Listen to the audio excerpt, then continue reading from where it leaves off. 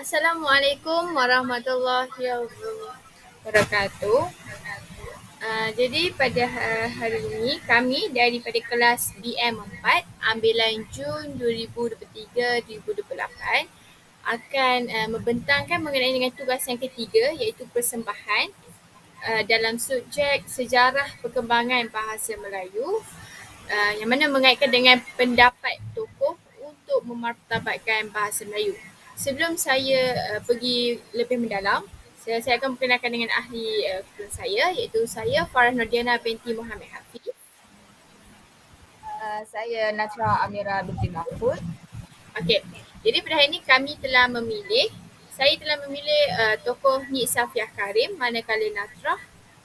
Manakala saya pula telah memilih tokoh Asma Haji Omar. Okey. Sesuai mari kita mulakan. Bismillahirrahmanirrahim. Okey. Profesor Emeritus Dato' Dr. Nik Safiah Karim. Gambar di sebelah kiri merujuk kepada gambar beliau iaitu Nik Safiah Karim. Manakala gambar di sebelah kanan merupakan gambar keluarga beliau bersama suaminya dan anak-anaknya. Okay. Saya mulakan dengan biodata. Nik Safiah Karim dilahirkan pada 17 Disember pada tahun 1939 di Kampung Banggol iaitu di Kota Baru, Kelantan. Beliau merupakan anak bongsu daripada 5 orang adik-beradik dan beliau telah berkahwin dengan Muhammad Zain bin Omar dan dikurniakan 4 cahaya mata iaitu 2 lelaki dan 2 perempuan. Beliau telah menerima pendidikan awal di Sekolah Rendah Inggeris Perempuan atau sekarang dikenali sebagai Sekolah Rendah Zainab di Kota Baru daripada tahun 1948 hingga 1952. Seterusnya beliau menuntut di Maktab Perempuan Melayu iaitu di Kuala Lumpur di antara tahun 1953 dan 1957.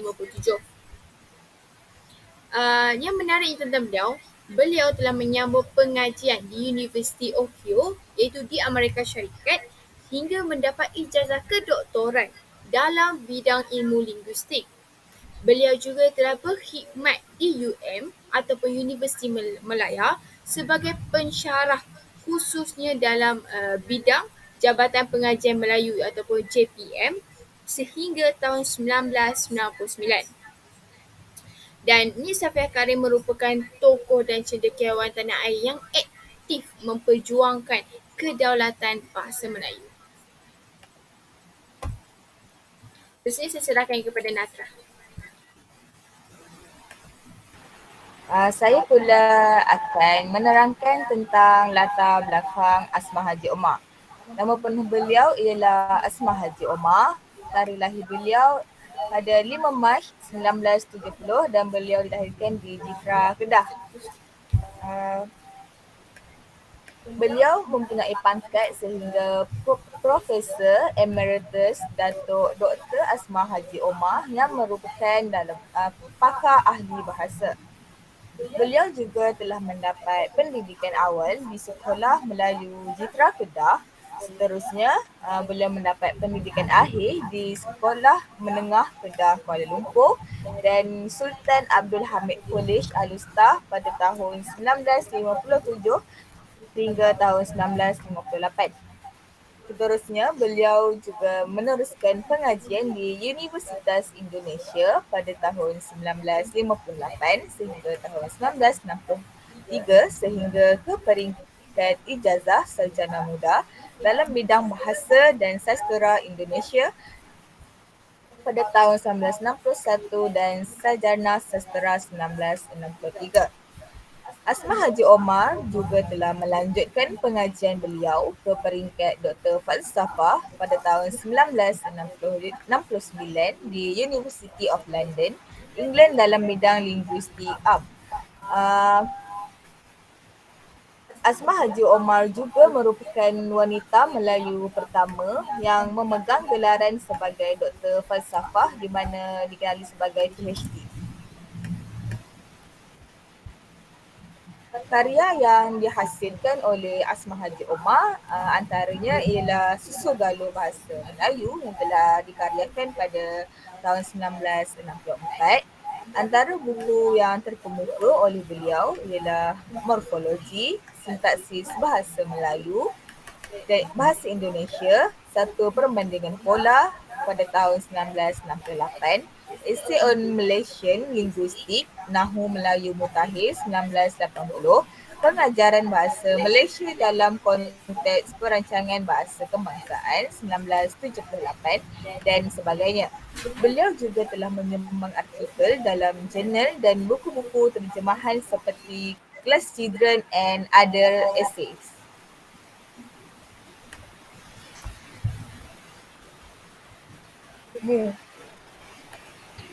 Seterusnya, saya pergi kepada sumbangan tokoh bagi Nik Safiah Karim. Beliau merupakan salah seorang Persatuan Linguistik Malaysia dan pernah menjadi Presiden selama 18 tahun. Beliau juga mengasaskan dua persatuan, iaitu Pertiwi dan Persatuan Siswazah Wanita Malaysia. Tahun 1978, beliau telah dilantik untuk ke Majlis Penasihat Kebangsaan bagi mengintegrasikan wanita Islam atau NASIWID, NACIWID, iaitu sebuah badan penasihat tertinggi bagi menasihati kerajaan tentang hal ehwal wanita. Okey, justru itu saya akan membincangkan mengenai dengan sumbangan beliau dalam bidang bahasa. Beliau telah menghasilkan belasan buah buku dan ratusan majalah tentang bahasa. Antara buku yang terkenal ialah Tata Bahasa Dewan yang ditulis bersama 3 orang ahli bahasa yang lain. Bahasa Malaysia Sintaks, beberapa persoalan sosiolinguistik bahasa Melayu dan Malay Grammar for Academics and Professionals. Beliau juga menjadi pakar rujuk bahasa bukan sahaja dalam negara, malahan di luar negara. Contohnya di Kementerian Pelajaran Singapura dan Kementerian Pelajaran Brunei Darussalam.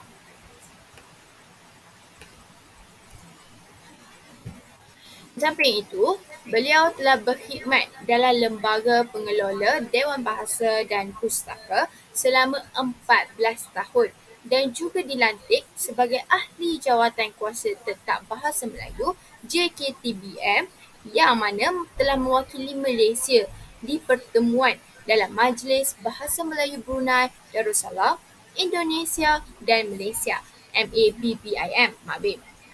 Dan beliau juga telah menjadi ahli dalam jemputan Majlis Antarabangsa Bahasa Melayu MABM. Selain itu, beliau juga merupakan ahli Lembaga Amanah Yayasan Karyawan dan ahli Lembaga Penasihat Perpustakaan Negara Malaysia. Di samping itu, dalam bidang kewanitaan pula, di sini boleh melihat tahun ke tahun mengenai dengan keanugerahan yang telah Nik Safiah Karim dapat ataupun capai, iaitu bermula dengan tahun 1995. Beliau pernah mendapat johan dalam Mangku Negara JMN, dan tahun yang sama juga beliau telah menerima anugerah wanita cemerlang Tan Sri Fatimah Award bagi kecemerlangan dalam bidang pendidikan. Seterusnya, tahun 1997, beliau telah mendapat johan Panglima Negara JPN yang membawa gelaran Datuk. Dan pada tahun yang sama juga, beliau mendapat anugerah wanita cemerlang sempena perayaan 50 tahun Maktab Perempuan Melayu. Pada tahun 1989, beliau dikurniakan pingat Kesatria Mangkunegara KMN. Disambung dengan dalam era tahun 2000, iaitu pada tahun 2001, beliau dilantik sebagai tokoh ilmuwan bahasa pingat emas Tun Fatimah. Dan manakala tahun 2030, beliau telah mendapat ijazah kehormat Doktor Persuratan dari Universiti Kebangsaan Malaysia. Dari sini kita boleh melihat betapa aktifnya beliau dalam bidang bahasa ini. Beliau telah menghasilkan beberapa buah buku tentang pengajian wanita dan kini menjadi sambilan di rancangan pengajian gender Universiti Malaysia. Okay, daripada sini semua boleh melihat bahawa ada dua buah buku. Buku yang berada di sebelah kiri merupakan buku yang dibuat oleh beliau dan bersama Rokiah Talib yang bertajuk Pergerakan Wanita dalam Memperjuangkan Hak, manakala di sebelah kanan pula biografi akademik Nik Safiah Karim menyusul gemilang bahasa Melayu. Okey, saya akan mengulaskan sedikit mengenai buku Pergerakan Wanita dalam Memperjuangkan Hak ini. Dalam buku ini, beliau cuba untuk menyingkapkan sejarah pergerakan serta perjuangan wanita tempatan pada peringkat awal yang berjuang untuk memartabatkan kedudukan wanita dalam keluarga dan masyarakat. Seterusnya, untuk buku yang kedua ini, iaitu biografi akademik Nik Safiah Karim menyusul gemilang bahasa Melayu.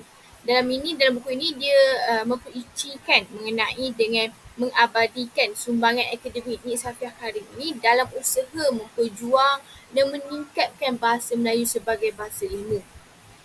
Nik Safiah Karim ini merupakan tokoh dan serikandi negara yang banyak berjasa dalam dunia akademik mahupun kerja-kerja bajikan.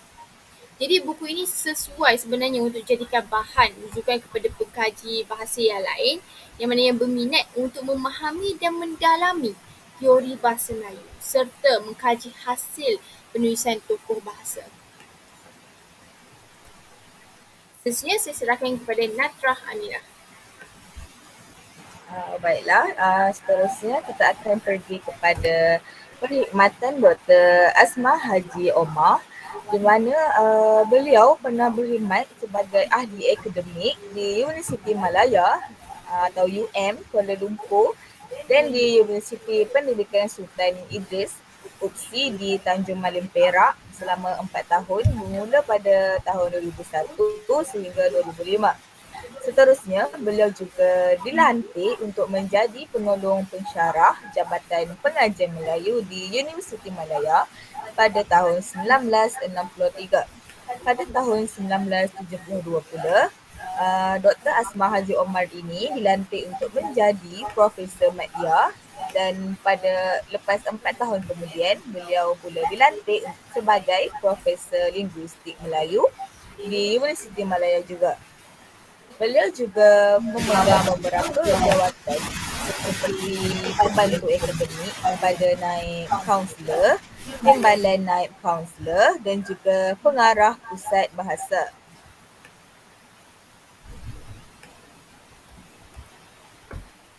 Antara penyelidikan Dr. Asma Haji Omar ialah beliau pernah menjalankan penyelidikan dalam pelbagai aspek. Antaranya ialah tata bahasa, fonologi, semantik, perkamusan, dialektologi, sosiolinguistik dan perancangan bahasa Melayu. Dr. Asma ini juga telah membuat penyelidikan di Sabah dan Sarawak. Antara penyelidikan di Sabah, beliau telah menyelidik 22 bahasa termasuk kaum Bajau, Bisayah, Kadazan. Manakala di Sarawak pula, beliau telah menjalankan penyelidikan dengan membuat kajian bahasa kaum Bidayuh, Iban, Kayan dan lain-lain lagi. Okey, seterusnya kita akan pergi kepada peranan dan pemikiran antara Nik Safiah Karim dan juga Asma Haji Omar. Dipersilakan.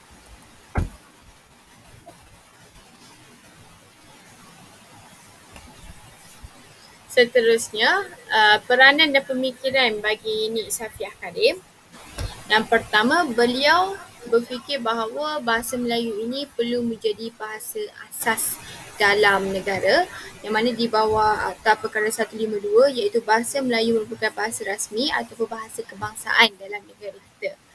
Okay, seterusnya, beliau juga telah menerbitkan pelbagai karya yang telah saya tunjukkan tadi. Begitu juga dengan contoh-contoh yang saya beri berkaitan dengan tata bahasa sebagai rujukan kepada masyarakat ataupun pengkaji bahasa yang lain.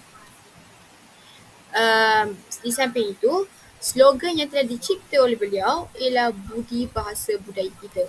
Sebenarnya peribahasa ini amat sinonim dengan bangsa Melayu kerana bangsa Melayu ini adalah bangsa yang sopan santun orangnya dan slogan ini amat terpatilah dengan cita rasa orang Melayu.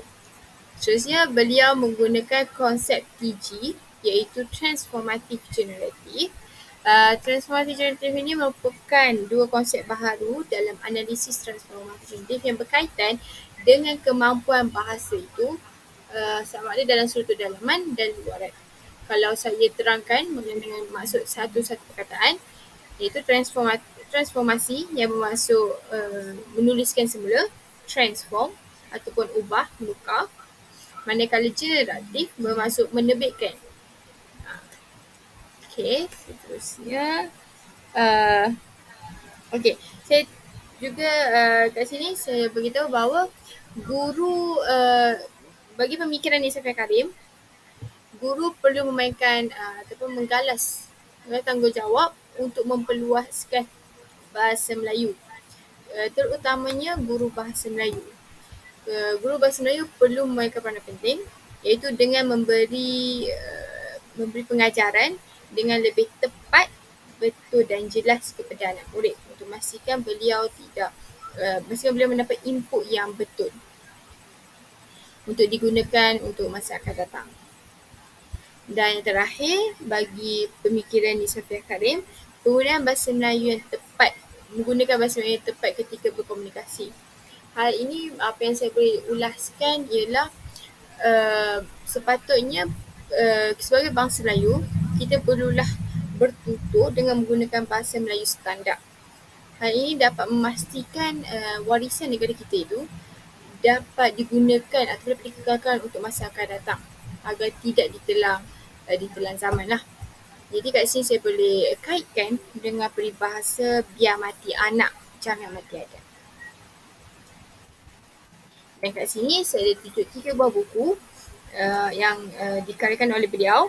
Yang pertama, beberapa persoalan sosiolinguistik bahasa Melayu, bahasa Melayu sedekah yang lalu dan tata bahasa Dewan edisi ketiga. Buku tata bahasa Dewan ni digunakan sehingga sekarang. Ianya begitu legit lah. Seterusnya saya serahkan kepada Natrah. Seterusnya saya akan pergi kepada pemikiran sejarah bahasa Melayu Dr. Asma Haji Anwar. Menurut Asma Haji Omar, bahasa Melayu dikenali sebagai bahasa rumpun Austronesia yang terbahagi kepada 4 keluarga, iaitu yang pertama Indonesia, Melanesia, Mikronesia dan juga Polinesia. Keluarga Indonesia terletak jauh dari lautan Pasifik. Oleh kerana keluarga Indonesia terletak jauh, maka bahasa Indonesia ini dikenali sebagai bahasa Austronesia Barat. Dan Malaysia, Mikronesia dan juga Polinesia dikenali sebagai bahasa Austronesia Timur. Selain itu, Asma Haji Omar juga menyatakan teori pergerakan lokasi bahasa Proto-Austronesia terletak di daratan China yang dikenali sebagai Yunnan. Di situ juga dikatakan terdapat tanah orang asal Austronesia. Namun, menurut Bellwood, tanah asal orang Austronesia tidak sama dengan tanah Proto-Austronesia kerana bahasa Melayu ini belum wujud apabila orang Austronesia masih berada di daratan China. Untuk lebih lengkap lagi, pemikiran bahasa Melayu Dr. Asma Haji Omar ini berada di Ensiklopedia Bahasa Melayu di mana beliau lebih memerhatikan tentang morfologi, sintaksis sehingga etimologi.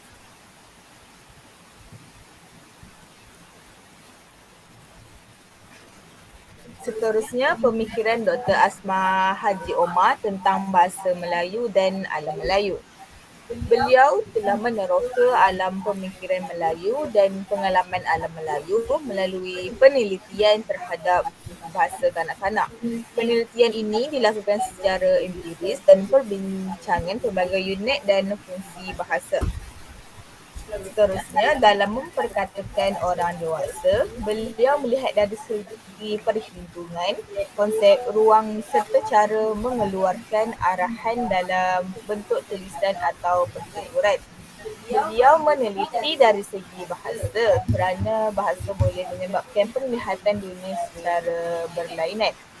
Okey, mengikut kronologi, memang masa kini penggunaan bahasa kanak-kanak berbeza mengikut peredaran zaman seusai dengan peningkatan usia kanak-kanak. Untuk menjustifikasikan, cara kesantunan dan penyampaian rakyat kini masih sama dengan apa yang dilakukan oleh orang Nusantara pada ketika dahulu. Seterusnya, pemikiran Asma Haji Omar tentang Nahwu dan Tata Bahasa. Pada tahun 1976, Asma Haji Omar dapat mengesan beberapa prinsip kronologi yang melandasi analisis Zabah tentang sistem ejaan bahasa Melayu. Antaranya, keutamaan ucapan di atas tulisan di mana mewujudkan bunyi mendahului tulisan. Seterusnya, huruf sebagai lambang unik dan hubungan antara fikiran mekanisme bahasa. Seterusnya, pemikiran bahasa menurut situasi. Asma Haji Omar menyelidik bahawa menurut situasi ini merupakan pengertian setia bahasa merujuk kepada pengertian yang memahami fenomena-fenomena politik, sosial atau budaya dalam penggunaan bahasa itu sendiri.